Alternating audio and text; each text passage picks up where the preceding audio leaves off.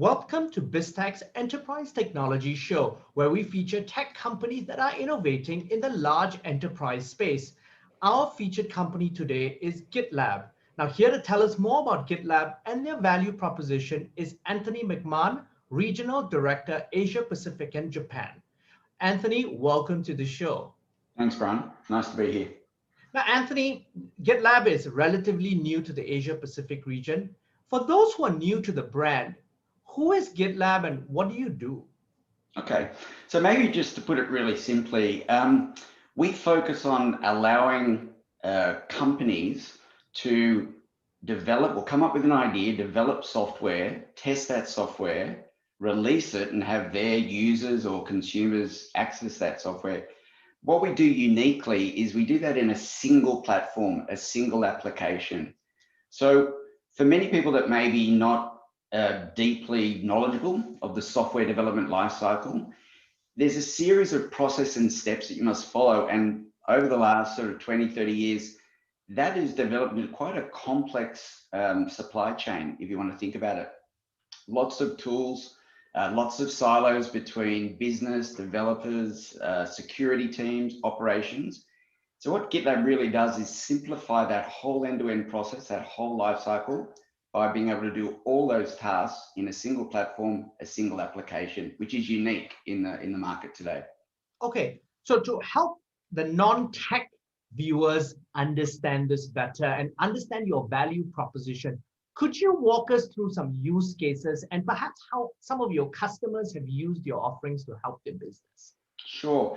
So the way you think about it is typically most companies, and I'll refer to one in a moment, but most companies are challenged at the moment, and even more so with what we've gone through during COVID. This need to innovate, adapt, pivot, and be able to bring new features and capabilities to their customers or their employees as quickly as possible. Now, the old way or the current way for many companies of developing software, because a lot of these new capabilities or services are enabled through software. The old way of doing this quite slow and quite cumbersome, where you've got to do a lot of testing, checking, handoffs to different team members across, as I said, security or the developers or validating with the business. And that time, that what I call speed to innovation is dramatically hampered in the old way of doing things. So what we're finding with many of our customers that are faced with having to innovate very quickly, take a bank like a global bank like UBS, they recognize that with everything that's going on in the banking sector and the insurance sector to a certain degree, with the emergence of fintechs or higher expectations from their consumers on how they access their products and services or information about their own accounts, they had to really look at ways of accelerating those offerings or those software applications into the market. And they basically standardized on GitLab because they felt the old way of doing that was limiting them. Maybe a simple way to think about it is, if you imagine you had an X and Y sort of axis graph, and on the Y axis you had quality and security as paramount. So you had low quality and security or high quality and security on that axis. And on the X axis, you had productivity or innovation, whereas like maybe slow or fast. What GitLab's doing is optimizing that curve so you can get quality and security, developer productivity and innovation at the extremes and not being hampered or limited. And that's really the use case that we're bringing to our customers. And how is that?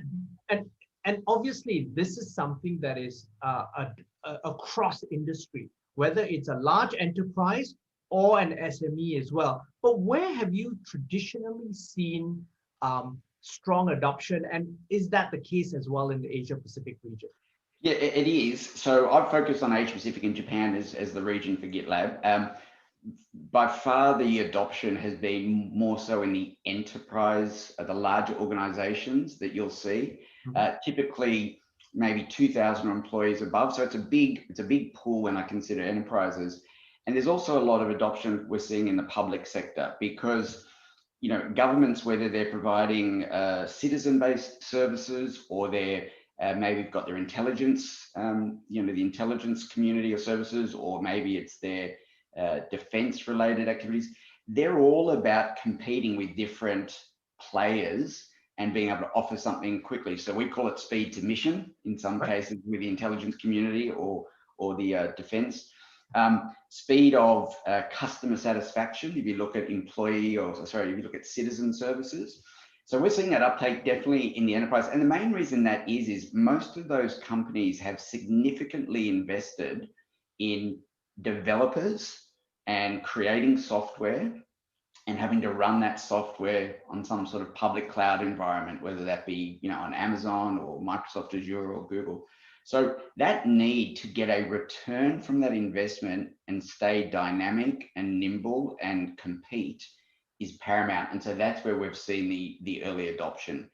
It's not to say that a mid-market customer that might have 20 developers or 30 developers, or they've outsourced this to an application development company, they still have that need to compete. It's just that we see the initial adoption, initial investment, because they've got the most to gain about improving the output and the quality of the software that's being delivered by their organization. Anthony, one of the things that comes to mind because of the type of customers that you are targeting is cybersecurity. Yep. Now, that's a big challenge, not only Asia Pacific, but globally. How are you addressing this, especially with the sensitive clients that you then deal with in defense and public, as well as large enterprises? Yeah, so Brian, you mentioned a really interesting thing. So one of the things we always talk about with our customers on this space is this trade-off between how fast do I want to go in terms of releasing new products and services and applications, but how do I maintain some sort of compliance or risk posture that doesn't, create a challenge for my brand or a risk of something happening around, a data leak.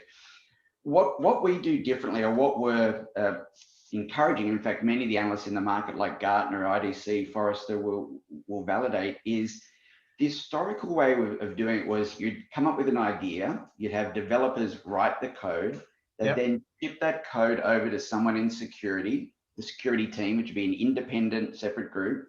They would use all their security scanning tools on a range of areas and vectors that they want to avoid risk. They would come back with a massive report of all these remediations and fixes that need to get done.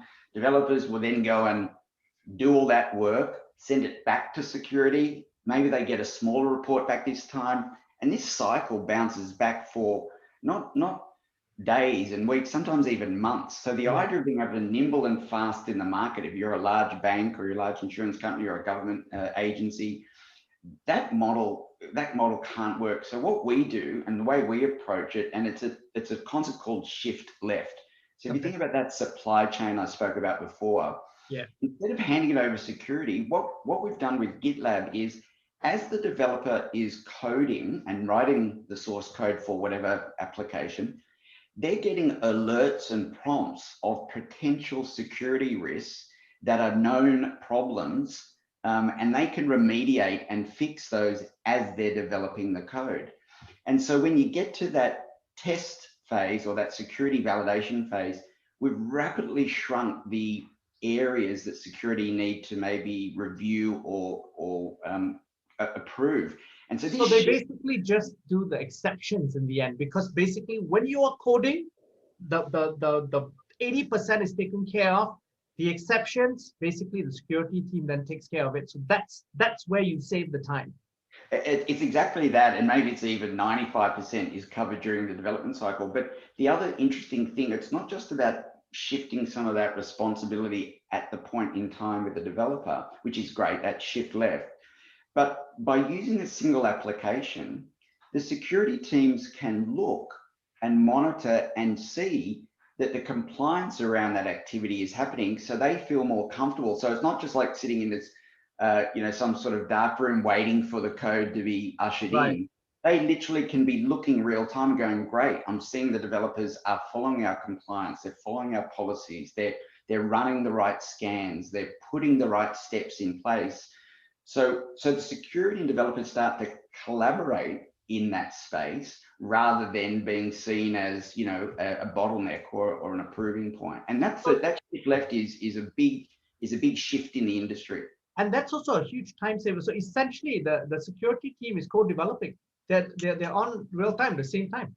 Yeah, and I wouldn't say co-developing, I mean, but you're right, they're there on the same page. The other beauty is the security teams, we're not looking to get rid of the security team or get rid of security employees, but we think that the security teams have got a lot higher order problems to be dealing with. They need to be working with their CFO and CEO and CMO and really looking around what's the security posture and strategy going forward for the company? What other things on the horizon should they be worried about? They shouldn't be getting deep into code and finding out whether a certain syntax on a given line is compliant. And so we want security teams to get their heads up and really look out over the horizon and trust the developers that they're solving a lot of the problem as they go. Now, Anthony, you operate in a very crowded open source software market, not only just the open source guys, but the traditional enterprise guys as well. Tools and trends are changing every day. What is GitLab's competitive edge? Why would I, as a CIO of a large company in ASEAN, choose you? Sure. So look, I think there's three things that stand out. We're the only company so far, but we are seeing many companies head in this direction that looked at this software lifecycle problem end to end and said, we think there's significant advantages having all of this done with a single tool on a single platform end to end. So that's a huge advantage. And that was one of the biggest reasons, for example, why UBS or many of the Southeast Asia fintechs and telcos have adopted us. They can see that there's huge benefits, not just on tools replacement, but the collaboration and that integration, that shift left example I gave. So first of all is single application. The way I think about another way is, and it's sometimes these analogies are poor, but if you think about what Apple did with the iPhone around all the functions that used to be independent devices, that now people look back and say, well, it's a no-brainer. It should all be integrated into one device. That's kind of what we're doing. There's upwards of 30 different tools in the software lifecycle today that we can replace. If you think about what Microsoft Office did to the office automation, office productivity software, there used to be 5, 6, 7, 8, 10 different. Now it's one. It's logical. It's done as a suite. So we have this suite view. The second thing that gives us an advantage is, sounds crazy, but we use GitLab to develop GitLab. So our ability to innovate on our product and release to the market, we release on the 22nd of every month, and we've done so consistently with a new version on the 22nd of each month for the last 115 months. So by using our own GitLab tool, our software development speed is faster than we're seeing our competitors' tools. The final advantage is, at heart, we're an open source company. We have a huge community. We've got upwards of 30 million users globally.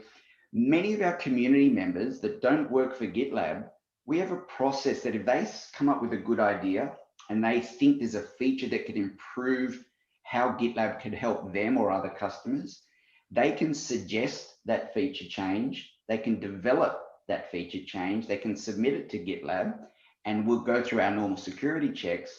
We think it's a good idea. We accept it, and it becomes part of our offering. So we had more than 2,000-3,000 community developers, not employees of GitLab, enhancing our product every month. We think that's a good model, and that's why we love the open source. So we give back to the open source community, they give back to us. Now, speaking of open source, and you've been an all remote company since 2015. So really a remote work pioneer. And so therefore you've got quite unparalleled insight into creating and maintaining a distributed company. Tell us about your journey towards that all remote environment, because after all, you're really ahead of the curve. A lot of companies now are looking towards you because of COVID. Correct. So look, when the company was founded in 2014, one of our founders, Sid, basically started with the premise that, well, why can't the company be all remote? In fact, if you think of our software platform, our application, it's designed from the outset for remote teams of traders, data scientists, developers to collaborate remotely. So if our tool has that proposition, why not create a company that's all remote? Now, he started that, and since then, I think when you start from a mindset of all remote, everything you do is just slightly different. We have a global head of remote that's been in that role for a couple of years. We have a manifesto on all the learnings we've had over the last 6 years. And you can go on to, just do a search on, GitLab remote handbook, and you'll get all the tips and tricks that we've got. But really simple things like we have this concept of asynchronous, which means you can still keep up to speed on a topic. You can still contribute, even if you're not in that particular meeting or you're not in that particular time zone.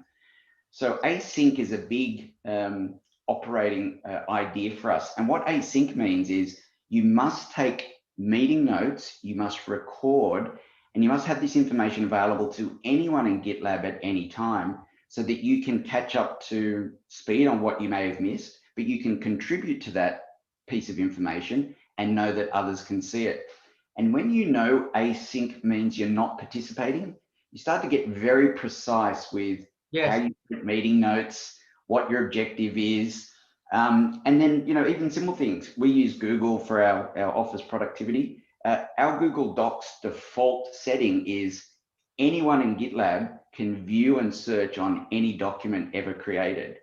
It's actually a very small percentage that is private, and we only mark it private, say it's a performance appraisal. The reason we do that, it just encourages you to be very succinct and very focused on what you're sharing. But I want to make sure that something for our customers is very important. Don't confuse all remote with work from home. Yes, now COVID may have changed that, but before COVID, and hopefully when we get through the other end of COVID, I'm in a sales role. I'm in a customer-facing role. We do a lot of work with customers, channel partners. So my sales team and my solution architects, they are wherever the customer wants us to be. We don't have a building like the nice buildings behind you. We don't have but we're not working from home. We're wherever our customers need. So we're a remote organization. We're not a work from home organization. And that is a very distinct nuance. And I've got to ask you now about an interesting thing that came up as I was doing research for this interview. Yep. GitHub and GitLab. So in 2018, GitLab obtained $100 million investment from Alphabet, as well as Iconic Ventures, Iconic Capital, and Khosla Ventures, valuing the company at about $1 billion US. Now, was that really a response to Microsoft's investment in GitHub, where it's now a 100% subsidiary? And what are the differences between the companies? Okay, so look, I'll try and answer the first one. Not privy to exactly the rationale and the business case that some of the investors did. My guess is it's probably coincidental, and that they were researching what GitLab was doing for a while before that public announcement of the acquisition of GitHub by Microsoft. What I can tell you is that if you look at our investor portfolio, many of those companies have invested in enterprise software companies, or they're linked to a company whose business model is built on software. Right. So if you look at Iconic being linked to Zuckerberg's venture firm, if you look at Alphabet, obviously with Google, we've even got some investors like Goldman Sachs Ventures. Goldman Sachs, the bank, was a user of GitLab, and they found GitLab dramatically accelerated their ability to get some of their algorithmic trading services and capabilities to market faster. So they spoke to their ventures group and said, you want to look at this company. They're completely transforming the way we were developing and releasing software and models. So I think it's got something to do with these companies seeing this as a next generation way of developing software, and software is eating the world, as we hear. So that's my thought process, but I wasn't involved in the decision. Between GitLab and GitHub, maybe I'll give a really simple way to remember it. GitHub, so the word Git is literally a open source technology to store software code, so software data or a repository. So that's where Git is. And so everyone has access to Git. It's an open source technology, in fact, invented by the guy that invented Linux, an operating system. Okay. The difference between GitHub, the lineage or the birth of GitHub was around a hub for developers' software code or files to be stored. Think of it like a Dropbox for developers' files. Publicly available, free, just store all your code there. GitLab, so the lab, think about a lab or a factory where you're trying to have an input, manufacture something, and then an output. That's the end-to-end software lifecycle. GitHub is focused on file, source code, repository. We're focused as a hub, a central point. Yeah. We do that, but we also think that's important, but you also have to do something with that code, and you have to bring it to market and bring it to production through a lab or a supply chain process. That's what we do. That's the difference. Okay, gotcha. Now, you've spoken recently about growing fintech and opportunities and finance opportunities in the Asia Pacific region. You mentioned this also in our interview earlier. Yep. So please share your insights on this and where you see opportunities for GitLab in the Asia Pacific region. Sure. So look, like many industries, the banking industry is under a huge amount of change and accelerated stress due to a lot of the digital transformation capabilities. I think COVID's accelerated some of that, but we're seeing a lot of emergence, as you know, around the fintech space, around some of the cryptocurrencies, around I think you've heard the term recently with some of the large proposals around these super apps like Grab or Gojek and how they're moving into the payments and the banking space. So a lot of that innovation is driven by software, and a lot of that innovation is how fast you can bring a new service or capability to market. And so we're seeing a lot of success. Whilst I can't mention exactly some of these customers because they see their adoption of GitLab as being a competitive asset. Right. It's clearly the fastest segment we're seeing adoption is in that BFSI or banking financial security industry space. And partly because there's so much change going on. There's the new players, there's the new fintech providers, there's the changes of the decentralization of the banking industry potentially. And so all of those things, open banking, open APIs, sharing and portability of customer data, all those things are accelerating it. So that's where we're seeing a big adoption. The next segment probably is public sector, because public sector is competing, even though you mightn't think they compete against other players, or they compete against, supporting their local economies. And then next behind that is probably telco, which I think telco, like banking, is in a similarly competitive changing landscape between what's happening with mobile spectrum, 4G, 5G, 6G, what's happening with the over-the-top providers, the legacy infrastructure that they've got to maintain. So all of these things are playing to this idea of that graph I said at the beginning. How do we drive quality and security, yet also productivity and innovation? And how do we push that envelope out further?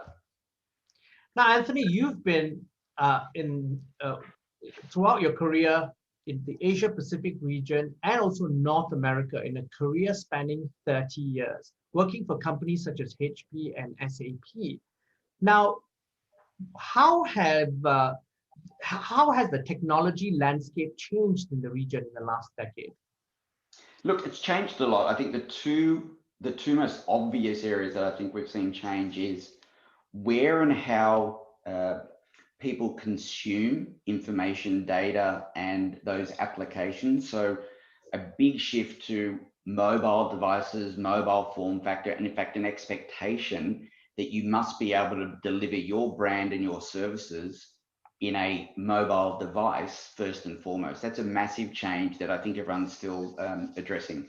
The second big area is where do those applications run and where does that data reside? And that's where the whole public cloud growth, which we've seen companies like AWS, Google Cloud Platform, Microsoft Azure, IBM with their cloud offering and the recent acquisition. So I think it's where data and customer interface and applications are accessed has changed dramatically, and where that information resides outside of the company firewall, outside of their own private cloud and this public cloud. So they're the two things that have definitely I've seen changing. It affected HP with their business model. It's affected SAP, and they've pivoted very well. They've moved from an on-premise, run the software in your building, in your own data center, to a cloud offering where they're now basically saying their whole business is shifting to cloud over the next couple of years.